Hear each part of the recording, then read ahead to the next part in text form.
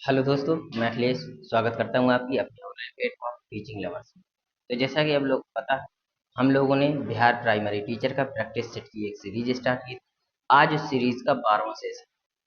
यह practice set number कौन सा है? 12वां। तो चलो स्टार्ट करते हैं। पहला क्वेश्चन देखते हैं। कह रहा है 1.25 मीटर गुणे 6 किसके बराबर?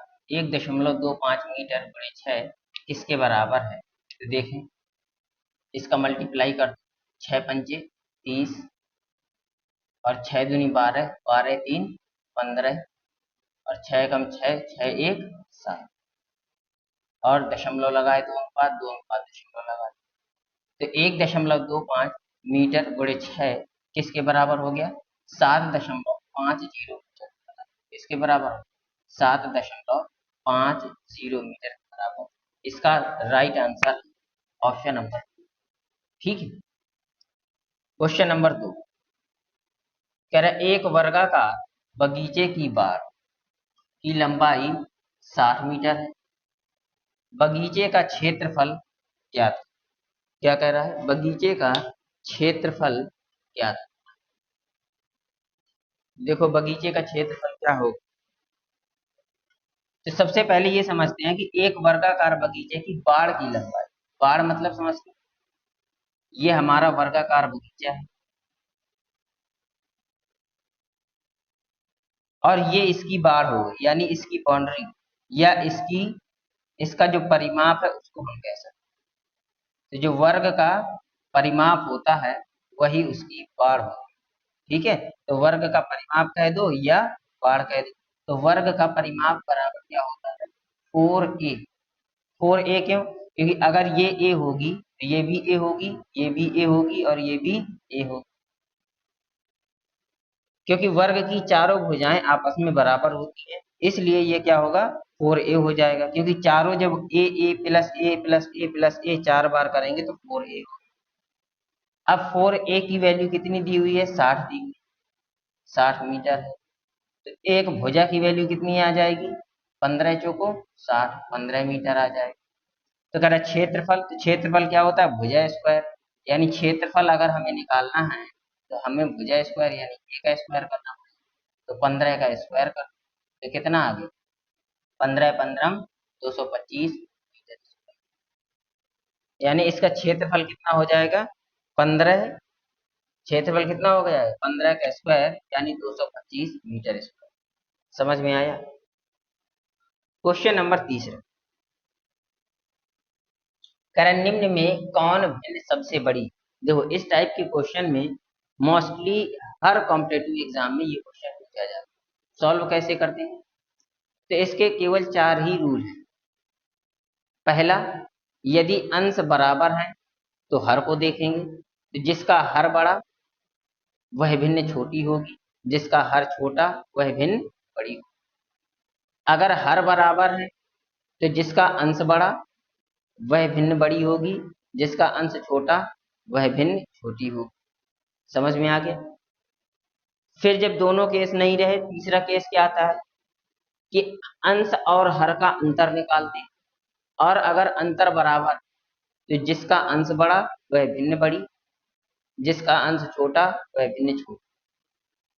फिर चौथा केस क्या आता है कि जब अंश भी बराबर ना हो दी हुई भिन्नों का, और हर भी एक समान ना हो, बराबर ना हो, और इन अंश और हर का अंतर भी बराबर ना हो, तब क्या करते हैं?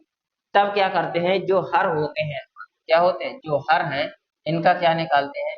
इनका हम निकाल लेते हैं एलसीएम। जो हमारे हर दिए होते हैं इन हरों का क्या निकाल लेते हैं? एलसीएम। तो हम इसका एलसीएम निकालें, देखो 36 24 48 और 72। अगर हम इनका एलसीएम निकालें तो एलसीएम निकालने का देखो कई तरीके हैं, लेकिन एक तरीका शॉर्ट जो तरीका है वो ये है, हमें इनमें से कोई भी एक संख्या ले लेनी है, मोस्टली बड़ी वाली संख्या ले लिया करो। अब देखो, क्या 36 72 में है? क्या 24 72 में है? 48 क्या 72 में है? तो अगर हम 48 को देखें तो 48 को लिख सकते हैं 6 8 48। क्या लिख सकते हैं? 6 8 48। तो क्या 8 72 में है? 8 9 72, इसमें 9 बचा। और अभी क्या हो जाएगा? 3 गुणे 2 लिख सकते हैं इसको। तो देखो, इस 9 में 3 भी है, यानी 2 नहीं। इस 72 में इस 48 का 2 नहीं। तो कितना हो जाएगा? 72 दूनी 144। यानी इन संख्याओं का जो एलसीएम आ गया वो कितना आ गया? 144 आ गया। बात समझ में आई कि नहीं? या फिर अगर एलसीएम आप निकालना चाहते हो तो सीधा उसी विधि से निकाल लीजिए। 36, 24, 48, 72, फिर इसका गुणनखंड करके और निकालो। तो दोनों विधियों से निकाल सकते हैं। तो एलसीएम आ गया 144। अब इस एलसीएम से सभी संख्याओं में क्या कर दो? गुणा कर दो। क्या कर दो? सभी संख्याओं में गुणा कर दो। तो देखो, इसमें गुणा करेंगे, कितना हो गया? 144। इसमें भी कर दो 144, इसमें भी करो 144, और इसमें 144। समझ में आया? अब देखो कितनी बार में चला जाएगा। 36 का गुणा करो, 3 चौको 12, 4 बार में चला, 13 चौको 44 आ गए। फिर 2 सत्ते 14, 7 बार में चला जाएगा? नहीं जाएगा, 6 बार में जाएगा। 6 चौको 24, 6 सत्ते 42 आ गए। फिर इसका देखो कितनी बार में चला जाएगा? 48 का कितनी बार में जाए? 3 बार में। तो 5 तियां 15 आ गया इसका। और इसका देखो 2 बार में, 19 दूनी। अब देखो, जो सॉल्यूशन आएगा उसका जो जो सॉल्यूशन बड़ा आएगा वह भिन्न बड़ी हो, और जो छोटा आएगा वह भिन्न छोटी हो। तो अगर इनको आरोही अवरोही में लगाने के लिए कहें तो सबसे बड़ी ये, उससे छोटी ये, फिर उससे छोटी ये, सबसे बड़ी ये, फिर ये और फिर ये। तो ये अवरोही क्रम हो जाता। आरोही आरोही में लगाते तो पहले ये, फिर ये, फिर ये। यानी हमसे पूछा सबसे बड़ी भिन्न, 13/36। 13/36 सबसे बड़ी भिन्न, ऑप्शन नंबर। अब सवाल नंबर चौथा देखिए। सवाल नंबर चौथा क्या है? कह रहा है 2 किलोग्राम और 325 ग्राम गुणे 5 किसके बराबर है? तो ध्यान से देखो, 2 किलोग्राम, अब ये गुणा लगा है ना, इस गुणा का मतलब है कि गुणा पूरे में लगा। तो देखो 5 दूनी 10, 10 किलोग्राम हो गया। फिर पचम 25, 5 दूनी 10, 2 12, और 5 दिए 15, 16। कितना हो गया? 16 625 ग्राम। इसमें क्या लिखा है? 1000 ग्राम का, 1000 ग्राम का 1 किलोग्राम होता है। तो इससे 1000 ग्राम निकाल लो, ये कितना हो जाएगा? 11 किलोग्राम। भाई 10 ये था, 1000 ग्राम इससे और निकाल लिया, और ये कितना बचा? 625 ग्राम। तो ये हो जाएगा 11.625 किलोग्राम। है कहीं? 11.625 किलोग्राम। तो option number 3 is the right. कोई दिक्कत परेशानी बताओ? समझ आया? सवाल नंबर 5 में, निम्न में से कौन सबसे बड़ी संख्या है? कह रहा है इन चारों में से कौन सी सबसे बड़ी संख्या है? तो देखो, सबसे बड़ी और सबसे छोटी संख्या देखने के लिए हम लेफ्ट हैंड साइड से देखते हैं। कहाँ से? लेफ्ट हैंड साइड से। देखो, शुरुआत में सब में 41 है, और 41 यहाँ भी है, यानी ये संख्या तो बराबर है। अब हम दशमलव के बाद वाली संख्या देखें। दशमलव के बाद वाली संख्या देखेंगे तो देखो, यहाँ कितना लिखा है? 0.630। ये कितना है? 0.603, मतलब 603। ये कितना है? 0.063। फिर ये कितना लिखा है? 0.099। अब बताओ इनमें से कौन सी बड़ी है? भाई 630 तो बड़ी होगी ना, होगी कि नहीं होगी? फिर उससे बड़ी, उससे छोटी ये वाली होगी, फिर ये वाली होगी, और ये सबसे छोटी होगी। तो उस हिसाब से देखें तो क्या हो जाएगा? 41.630, ये सबसे बड़ी संख्या। तो कह रहा था निम्न में से बड़ी संख्या कौन हो गई? तो राइट आंसर हो जाएगा 41.630। फिर सवाल नंबर 6, निम्न में कौन 525 का अपवर्तक है? अपवर्तक, अपवर्तक का मतलब होता है विभाजक। क्या होता है? विभाजक, रिफ्रैक्टर। तो ऐसी कौन सी संख्या है जिस जो जिससे 525 कटेगा? क्या है? ऐसी कौन सी संख्या है जो अपवर्तक नहीं है, किसकी? विभाजक नहीं है, किसकी? 525 की। तो सबसे पहले तो 5 से कटने का नियम देखो। यदि संख्या के किसी संख्या के अंत में 5 या 0 है तो वह संख्या 5 से पूरी पूरी कट जाएगी। तो देखो वैसे 105 है, तो 105 को अगर हम 25 से काटें तो 5 बार में कट जाएगा। 5 25, 5 एकम 5। 75 से देखो तो 75 से कितनी बार में कट जाएगा? 7 पना 35 और 7 सत्ते 49, 7 बार में कट जाएगा। 75 से 7 बार में कट जाएगा। 25 से 25 23 बार में कट जाएगा। अब बचा 77। तो ये 77 ही एक ऐसी संख्या है जो 525 को डिवाइड नहीं करती। वैसे हम इसको देख के भी मार सकते थे कि यही एक ऐसी संख्या है जो 525 को डिवाइड यानी काटेगी नहीं। और यही पूछ रहा था कोई कौन सी एक ऐसी संख्या है जो 525 को नहीं काटेगी। सवाल नंबर 7 कर 11 कलमों की कीमत 264 रुपए है। 11 कलमों की कीमत 264 रुपए है। इसी प्रकार के 23 कलमों की कीमत कितनी हो?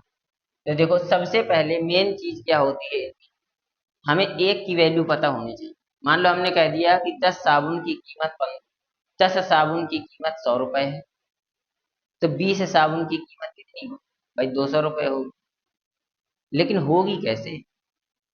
तो हमें एक साबुन की कीमत पता होनी चाहिए। मान लो 10 साबुन की कीमत 10 रुपए है, 10 साबुन की कीमत 100 रुपए है। कितनी? 100 रुपए। तो एक साबुन की कीमत 10 रुपए हो गई, तो 20 साबुन की कीमत हो जाएगी नहीं हो जाएगी?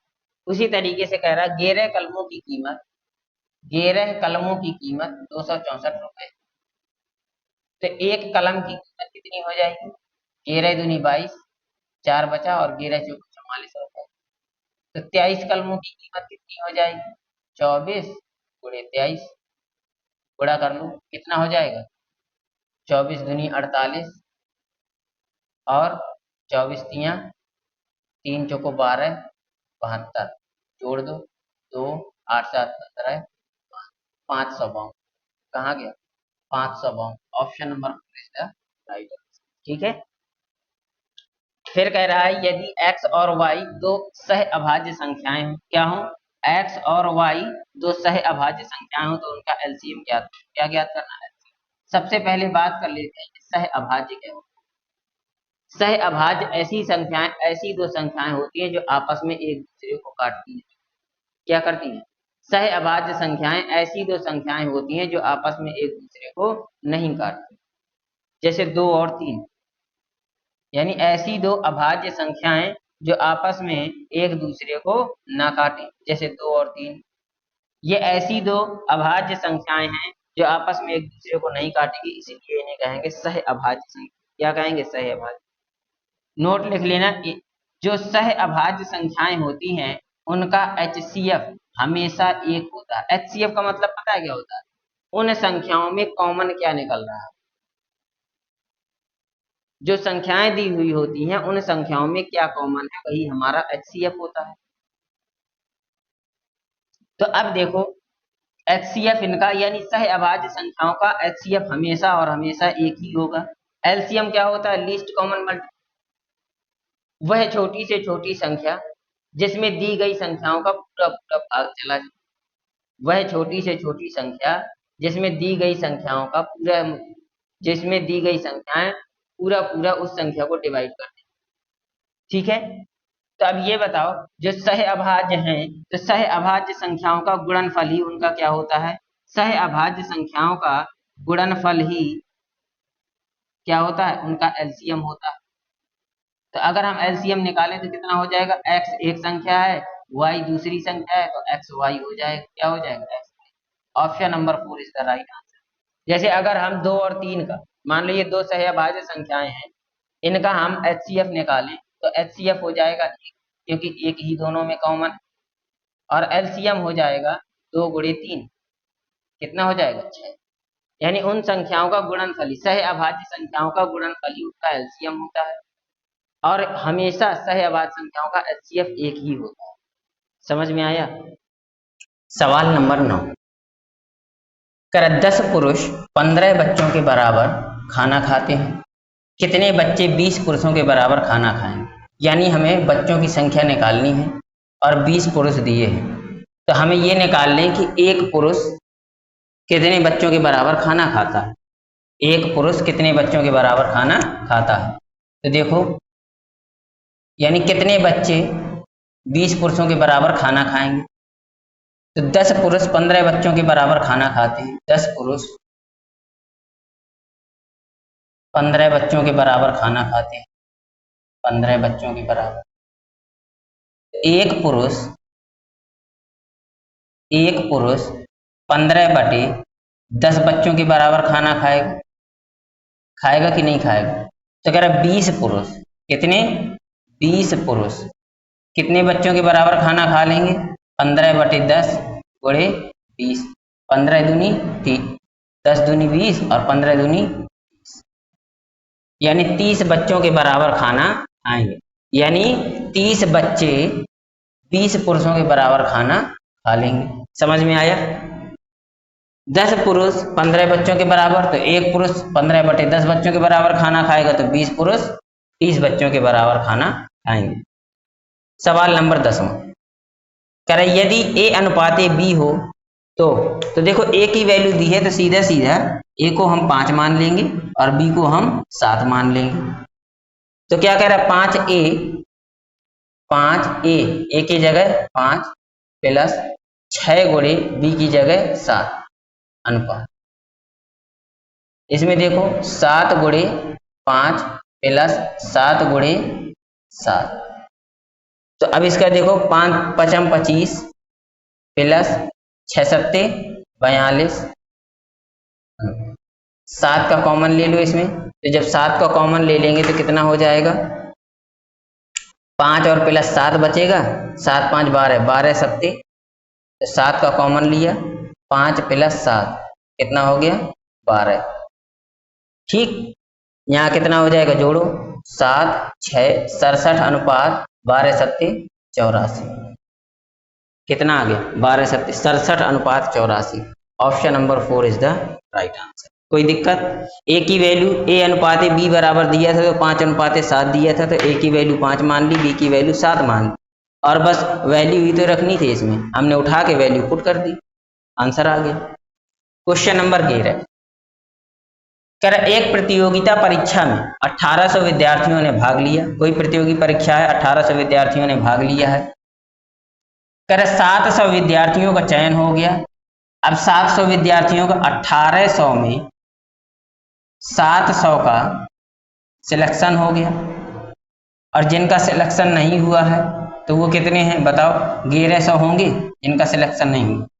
तो चयनित और अचयनित के बीच अनुपात निकालना है, तो 2 0 से 2 0 कैंसिल, 7:11 कितना हो जाएगा 7:11।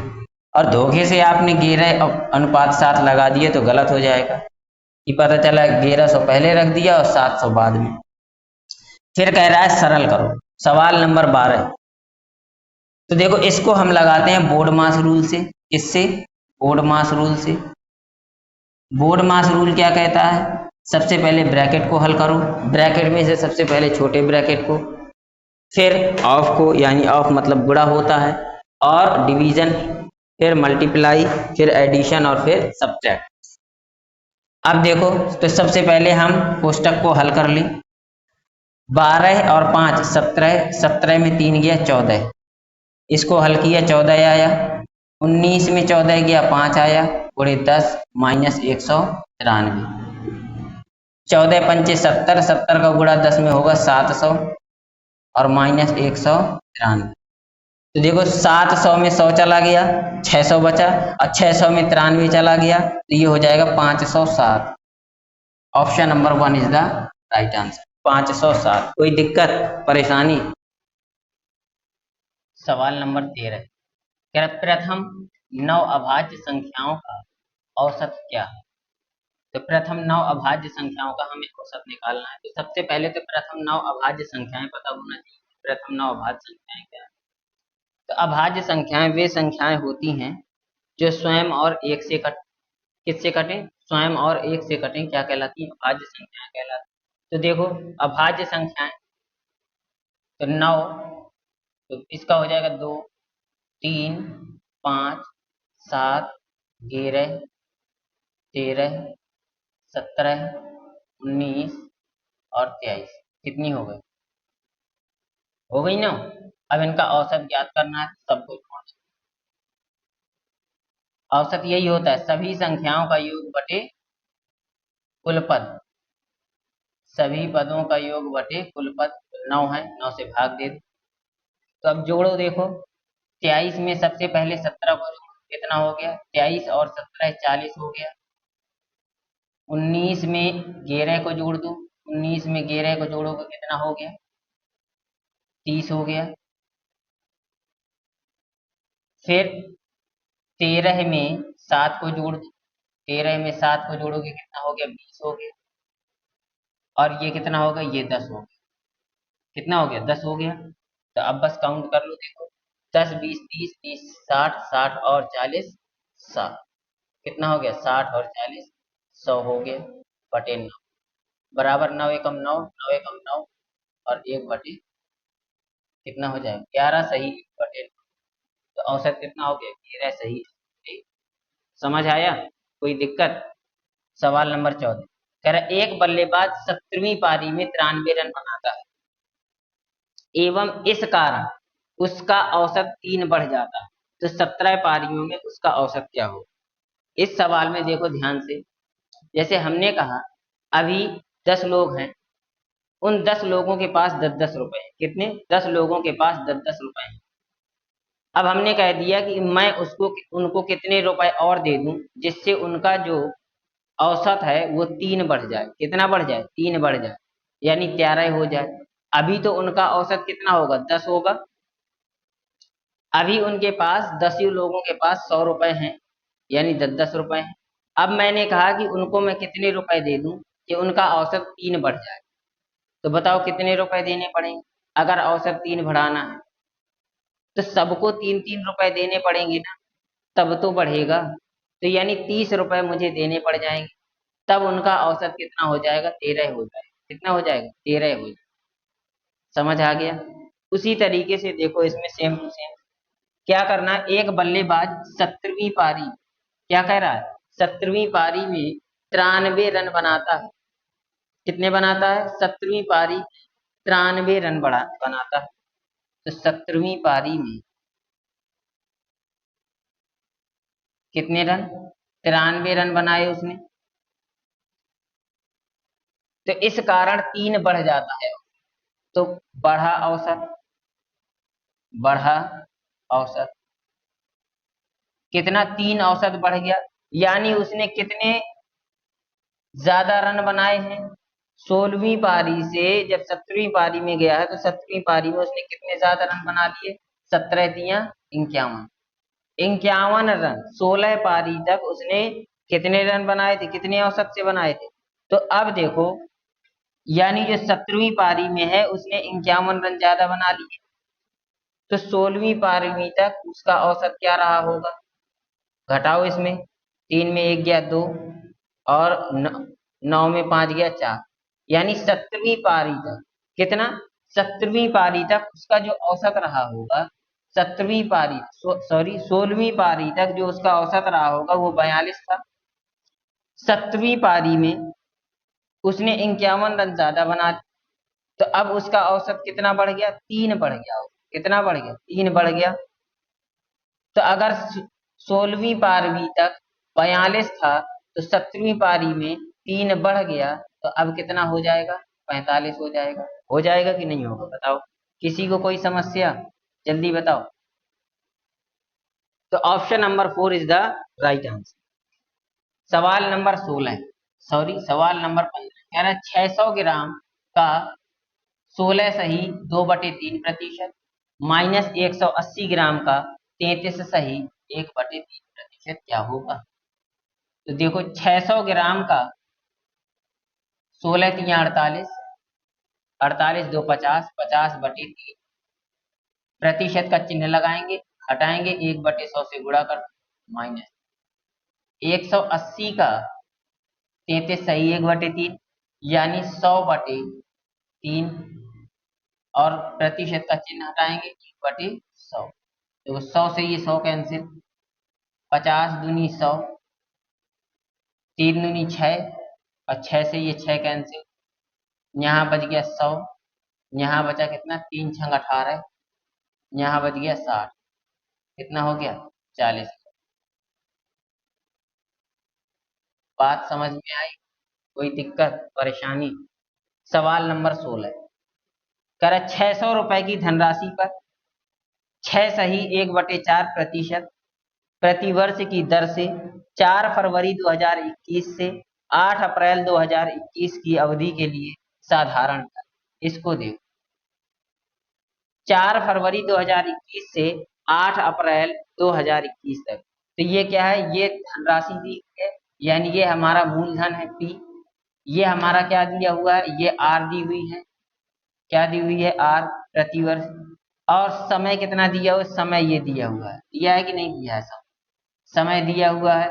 तो समय हमारा वर्ष में नहीं दिया है, अब समय हमारा दिनों में दिया है, और प्रतिवर्ष के हिसाब से तो हम वर्ष में निकाल लेंगे।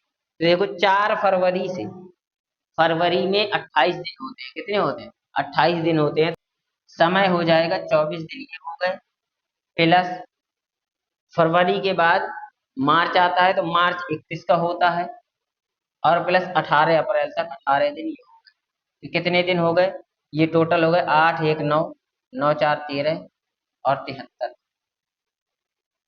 इसको हमें किसमें, वर्ष में बदलने, तो 73/365। 365 क्यों होगा, क्योंकि ये लीप ईयर नहीं है। अब इससे काटेंगे तो देखो 5 बार में शायद कट जाएगा, कितना आ गया 1/5। समझ आया? आगे देखो, तो अब देखो ऐसा क्या पूछ रहा है, ब्याज पूछ रहा है, तो SI बराबर होता है PRT/100। तो P कितना है 6000, R कितना है 6 चौको 24, 24 1 25, 25/4 गुणे ये कितना है 1/5, और बटे 100 होता है, PRT/100, 100 रख दिया। देखो 0 से 2 0 से 2 0 कैंसिल, 5 चौको 20, 20 दिया 60, और 25 दिया 75। तो 75 रुपए उसका ब्याज आ जाएगा, कितने दिनों का 73 दिनों का 75 रुपए साधारण ब्याज।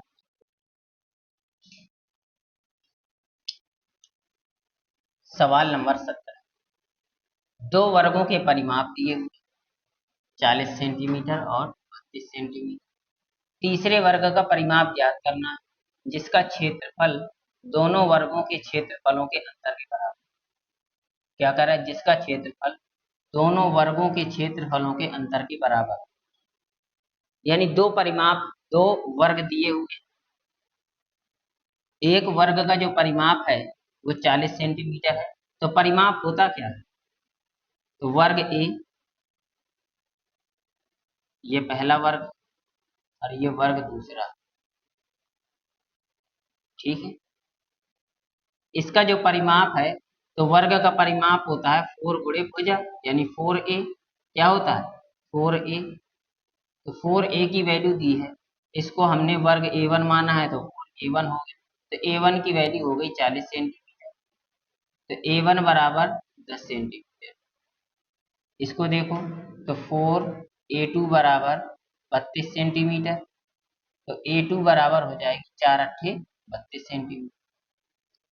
तो अब कह रहा है दोनों क्षेत्रफलों के वर्गों के क्षेत्रफलों के अंतर के बराबर है, तीसरे का जितना क्या है, तीसरे वर्ग का परिमाप ज्ञात करो। तो इनका क्षेत्रफल निकाल लो, तो A1 का स्क्वायर बराबर 100 हो जाएगा, A2 का स्क्वायर बराबर 8 अट्ठे 64 हो गया। 10 का वर्ग किया 100 आ गया, 8 का वर्ग किया 64 आ गया। अब कह रहा है इन दोनों का अंतर, जो तीसरा वर्ग है, क्या है, जो वर्ग हमारा तीसरा है, तो इन दोनों के क्षेत्रफलों के अंतर के बराबर।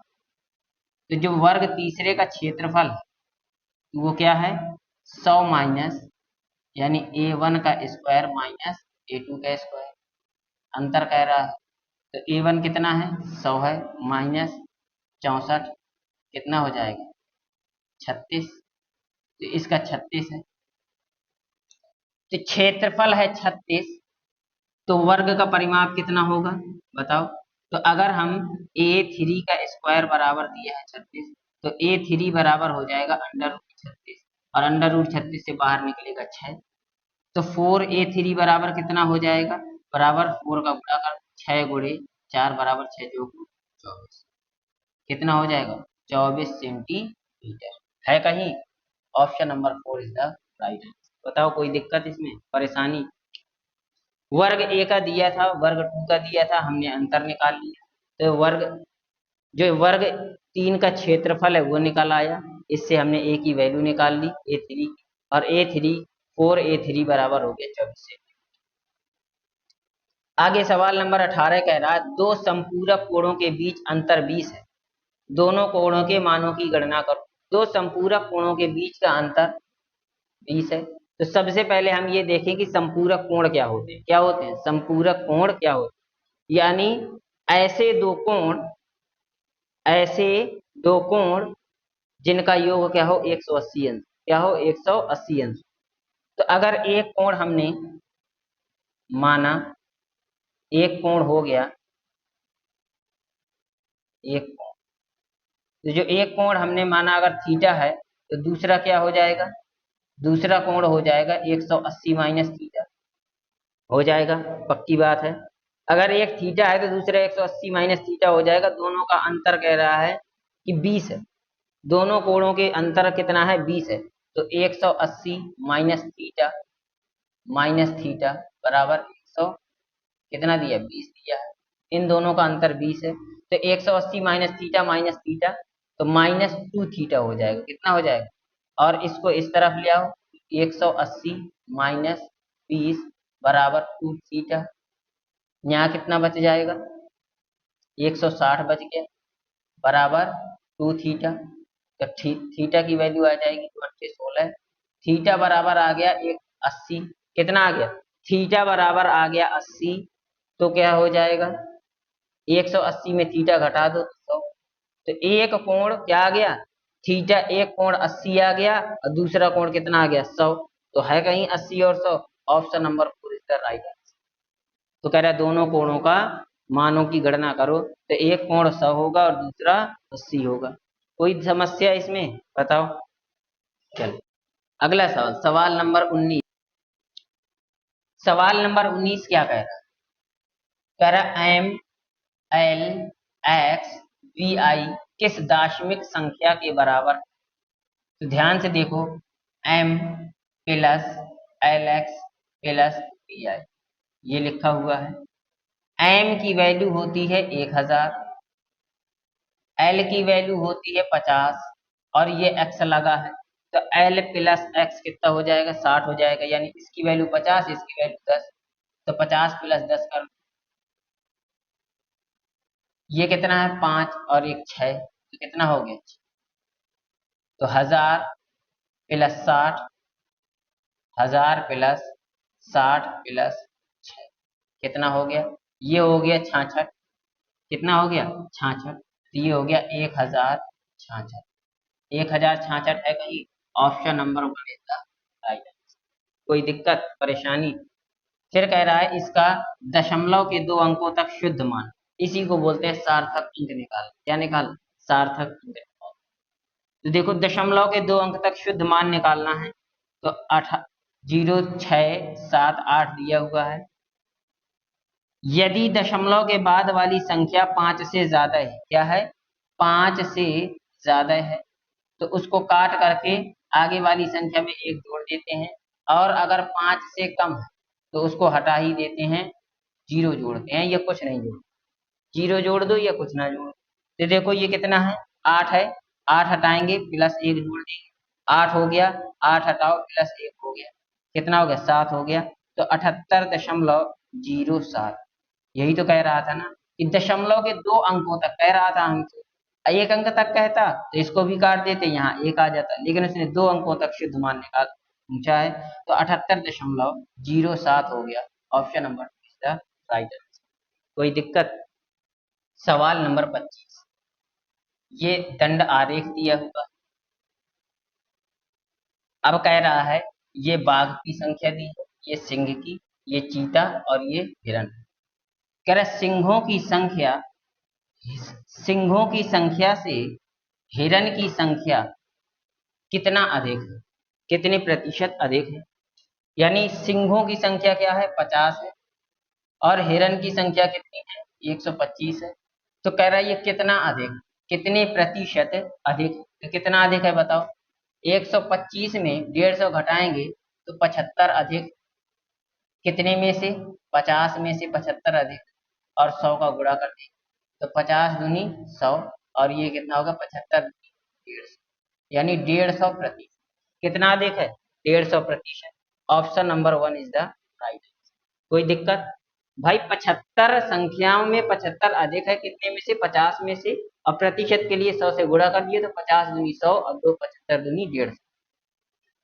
सवाल नंबर 22, सवाल नंबर 22 क्या कह रहा है, एक व्यक्ति 24 रुपए प्रति दर्जन की दर से 10 दर्जन पेन खरीदता है, 36 रुपए प्रति दर्जन के हिसाब से उसे बेच देता है, तो लाभ या हानि?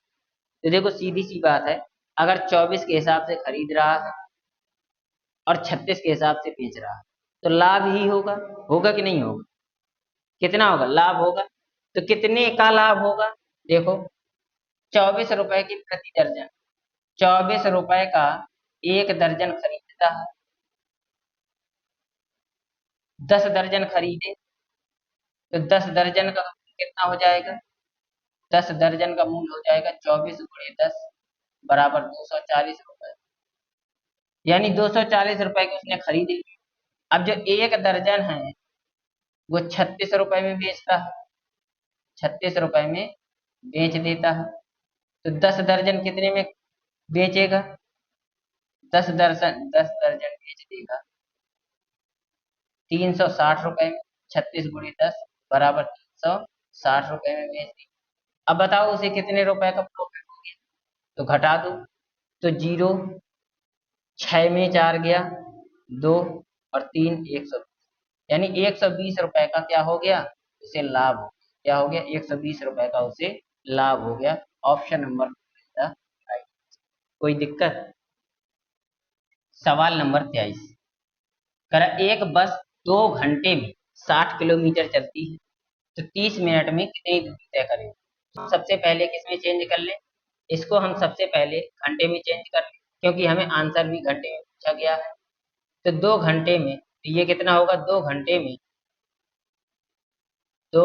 में कितना चलता है, 60 किलोमीटर। तो 1 घंटे में कितना चलेगा, 60/2 बराबर 30 किलोमीटर। 1 घंटे में 30 किलोमीटर चलेगा तो 30 मिनट में कितना चलेगा, 30 मिनट का मतलब हो गया कि आधा घंटा, 30 मिनट का मतलब हो गया आधा घंटा। तो 1/2 घंटे में कितना चलेगा, तो बराबर कितना हो जाएगा, 30 गुणे 1/2, यानी 15 किलो। अरे जब सीधी सी बात है कि 60 मिनट यानी 1 घंटे में 30 किलोमीटर चल रहा है, तो 30 मिनट यानी आधे घंटे में 15 किलोमीटर चलेगा। Option number 3 is the right answer. सवाल नंबर 24 क्या कह रहा है, कह रहा है भिन्न के रूप में 33 सही 1/3% का मान क्या होगा।